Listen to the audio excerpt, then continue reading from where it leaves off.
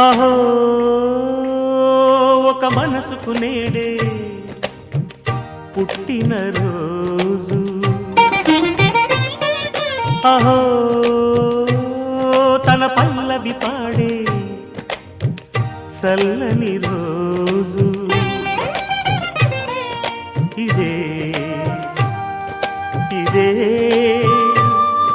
కుహు స్వరాల కానుక, మరో వసంత గీతిక జనించు రోజు. అహో ఒక మనసుకు